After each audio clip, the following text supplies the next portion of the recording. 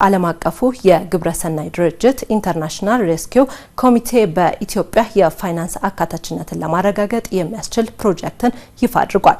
ሪቢልድ የተሰኘው ፕሮጀክቱ በሙከራ ደረጃ በቤንሻንጉል ጉሙዝ አሶሳ ከተማና ኡራ የስደተኞች ካምፕ የሚገኙ 400 የህብረተሰብ ክፍሎችን ያካተተ ስለመሆኑም ተመላክቷል። የፕሮጀክቱ መጀመር ካሰቡት ለመድረስ ሁነኛ ድልድይ እንደሚሆናቸው ነው ተጠቃሚዎች የነገሩን። ሄኖክ ለሜ ተጨማሪ ይዞበታል። ስለ ፋይናንስ አካታችነት ሲወራ ጉዳዩ ኢኮኖሚያዊ ተጠቃሚነትን ከማረጋገጥም ይሻገራል። ነጋቸውን ብሩህ ለማድረግ የሚተጉ የህብረተሰብ ክፍሎችም የአገልግሎቱ አለመጠናከር ካሰቡት እንዳይደርስ መሰናክል ሆኖባቸው ቆይቷል። እኔ ማስበው ምንድነው ከዚህ ከሸቀጣ ሸቀጥ ወጥቼ ያው ትልቅ ነገር ለመስራት ተመስግቤ ነበር። በባንክ ተመስግቤ ነበር። ስልጠናውን ሁሉም ወስጄ ቢዝነስ ብላኑ ሁሉም ከከሰራን በኋላ መርጦ ለሰው ለሌሎች ሰጡት።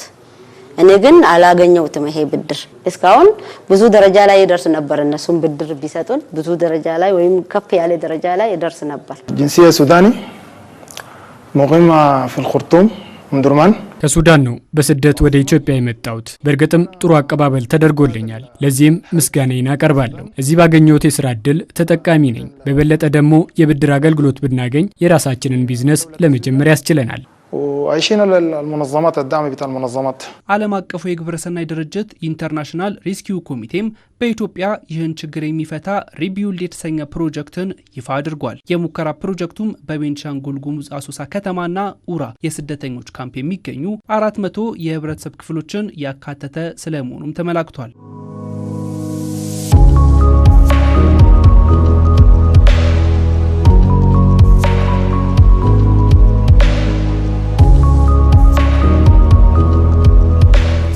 ፋይናንስ ሰርቪስ አገልግሎት ሰጪዎች የብድር ማስያዣ ይጠይቃሉ።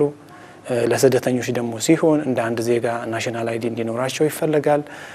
ከዛም ደግሞ ቢዝነስ እየሰሩ ከሆነ የዛ የንግድ ፍቃድ ሊኖራቸው ይገባል። ቲን ነምበር ብዙ ነገሮች ያስፈልጋቸዋልና እነዚህ ነገሮች አጠቃላይ እነዚህን ማህበረሰቦች በቀላሉ ብድርና የመሳሰሉ አገልግሎቶችን እንዳያገኙ ወደ ኋላ የሚያስቀሩ ነገሮች ናቸው።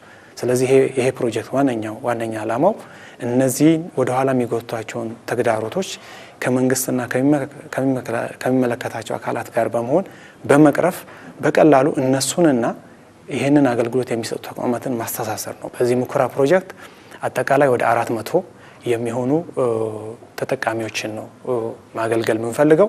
የፕሮጀክቱ መጀመር ካሰቡት ለመድረስ ሁነኛ ድልድይ እንደሆነላቸው ነው ተጠቃሚዎች የሚናገሩት። ከራሳቸው ተሻግረው ለሌሎች እንደሚተርፉም በማመን ደስ ያለኝ ምንድነው እዛ ውስጥ የስራ ፍላጎትም አለኝ። ስራም የሰራሁት ነው። ፍላጎትም ለትልቅ ደረጃ ለመድረስ ፍላጎትም አለኝ። እኔ ብቻዬን ሳይሆን ፍላጎት ያለኝ ለዚህ ብድር ብዙ ሴቶች ፍላጎት አላቸው። ከእነዚህ ጠቃቅን ነገሮች የሚሰሩ ሴቶች ብድር ማግኘት ፍላጎት አላቸው። ስለዚህ እኔም አገኝቼ ወደፊት ለትልቅ ደረጃ ለመድረስ እቅታለኝ አላማም አለኝ። ሌላ ቦታም ቢስፋፋ ጥሩ ነው። እንደኛ በትንሽ ተነስተን ጥሩ ደረጃ ላይ ስንደርስ ከኛ ኋላ ያሉ ሴቶች ደግሞ ተነስቶ እንደኛ ብድር ወስቶ እንዲሰሩ ነው እኔ የምፈልገው። مهنات متعددة في مجال الميكانيكا እኔን ጨምሮ ብዙ ስደተኞች በመካኒክ ሙያ ጨምሮ በተለያዩ ስራዎች ተሰማርተን እንገኛለን። ልክ እንደዚህ የብድር አቅርቦት ሲመቻችልን ደግሞ የበለጠ ውጤታማ እንድንሆን ያስችለናል። ልክ እንደኔ ሌሎች እዚህ ተጠቃሚ እንዲሆኑም የማስረዳ ይሆናል። الشباب بيضيع في المعسكر የፕሮጀክቱን አፈጻጸም በመገምገም በቀጣይ በርካቶችን ተደራሽ ለማድረግ እቅድ ተይዟል። ይህም የፋይናንስ ተቋማትን ከተጠቃሚዎች ጋር በዘላቂነት በማስተሳሰር የአካታችነት ጥያቄ ለመመለስ እንደሚያስችል ታምኖበታል።